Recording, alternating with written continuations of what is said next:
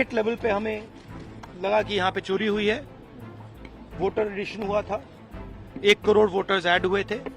फिर हम थोड़ा डिटेल में गए, हमने कहा देखो अब इलेक्शन कमीशन तो मदद नहीं कर रहा है, तो थोड़ी ग्रैन्युलैरिटी में जाना है, गहराई में जाना है। तो हमने अपना ही इन्वेस्टिगेशन करवाया, उसमें 6 महीने लगे और जो हमें मिला है एटम बॉम्ब है, फटेगा तो आप इलेक्शन कमीशन आपको दिखेगा नहीं हिंदुस्तान में।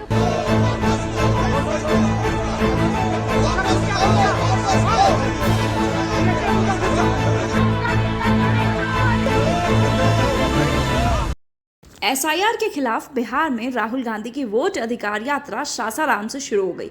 सासाराम के सुवारा हवाई अड्डा ग्राउंड में जनसभा हो रही है। इसमें लालू राबड़ी और तेजस्वी यादव समेत विपक्ष के कई बड़े नेता शामिल हैं।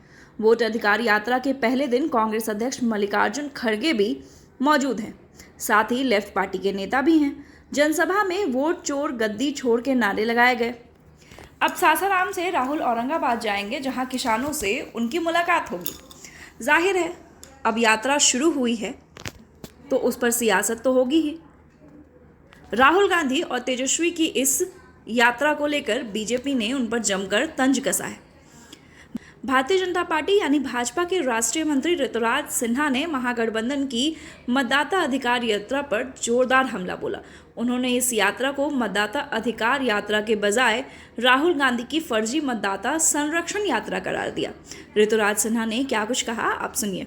राहुल जी और तेजस्वी जी जब वोटर अधिकार यात्रा के नाम पर बिहार की सड़कों पे निकले हैं, तो उचित ये रहेगा कि वो लगे हाथ ये भी स्पष्ट कर दें कि किस वोटर के अधिकार की वो बात कर। क्या वो उन 7 लाख वोटर कार्ड को बचाना चाहते हैं जो फेक वोटर कार्ड है, डुप्लीकेट वोटर कार्ड है, गलत कागजात पे बने 1 से अधिक वोटर कार्ड की वो बचाव कर रहे हैं, जिसका प्रयोग बोगस वोटिंग के लिए होता है? या फिर क्या राहुल बाबा और तेजस्वी जी उन 22 लाख वोटर कार्ड को बचाने की बात कर रहे हैं जो कि मृत लोगों के वोटर कार्ड है, जो अब इस दुनिया में नहीं है, परंतु इलेक्शन रोल पे उनका वोटर कार्ड अभी भी है और उस वोटर कार्ड का दुरुपयोग बोगस वोटिंग के लिए होता है? तो क्या इन 22 लाख वोटर कार्ड को बचाने की वो बात कर रहे हैं? या फिर राहुल जी और तेजस्वी जी उन 30-35 लाख वोटर कार्ड की बात कर रहे हैं जो कि अस्थायी आवासीय प्रमाण पत्र के आधार पे बिहार में पिछले 15 साल में बने हैं? ऐसे लोगों के वोटर कार्ड जो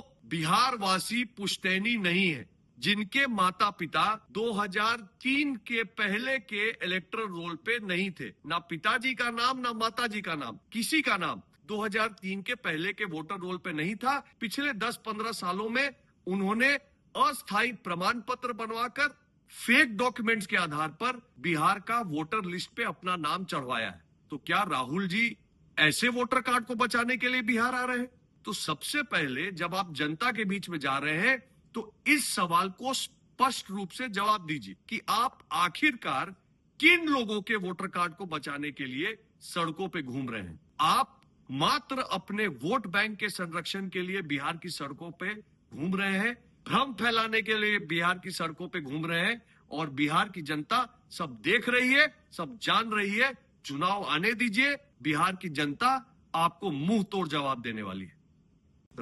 वहीं भाजपा प्रवक्ता प्रभाकर मिश्रा ने भी राहुल गांधी की इस यात्रा पर जमकर तंज कसा है। उन्होंने इस एजेंडे को बिहार विरोधी और देश विरोधी बताया। कहा कि लोकतंत्र की असली ताकत ईमानदार और योग्य मतदाता हैं, ना कि फर्जी पहचान वाले अवैध घुसपैठिए। प्रभाकर मिश्रा ने क्या कुछ कहा, आप सुनिए। राहुल गांधी के बिहार दौरे से प्रदेश की राजनीति में कोई फर्क नहीं पड़ने वाला। बिहार के लोग न तो राहुल गांधी को गंभीरता से लेते हैं, न उनकी यात्रा को लेंगे। असल में कांग्रेस के युवराज की यह यात्रा प्रेशर पॉलिटिक्स का हिस्सा है। वे बिहार का दौरा कर विधानसभा चुनाव के लिए सीट शेयरिंग में कुछ अधिक सीट झटक लेने की फिराक में, लेकिन कांग्रेस 2 सीट पर चुनाव लड़े या 200 सीटों पर, परिणाम सुनने ही आएगा। सबसे हास्यास्पद स्थिति तो राजद और महागठबंधन के दूसरे दलों की है, जो कांग्रेस के युवराज की चालाकी नहीं समझ रहे और बेगानी शादी में अब्दुल्ला दीवाना बने हुए हैं। राहुल जी का यह दौरा पूरी तरह व्यक्तिगत है। यह दौरा राहुल जी के सैर सपाटे से ज्यादा कुछ नहीं है। इस बात को बिहार के लोग भी जानते हैं, इसीलिए राहुल जी की इस यात्रा में कोई जन भागीदारी नहीं होगी। तो इस तरीके से यात्रा तो शुरू हुई, लेकिन यात्रा के साथ ही उस पर सियासत की शुरुआत भी हो गई है। अब इस पर कांग्रेस और तमाम विपक्षी पार्टियों से क्या प्रतिक्रिया आती है, ये देखने वाली बात होगी। इस यात्रा को लेकर आगे क्या कुछ हलचल बिहार में मचती है, ये देखना काफ़ी दिलचस्प होगा। बिहार की तमाम खबरों और अपडेट्स के लिए जुड़े रहें हमारे साथ, देखते रहें नवचेतना टाइम्स।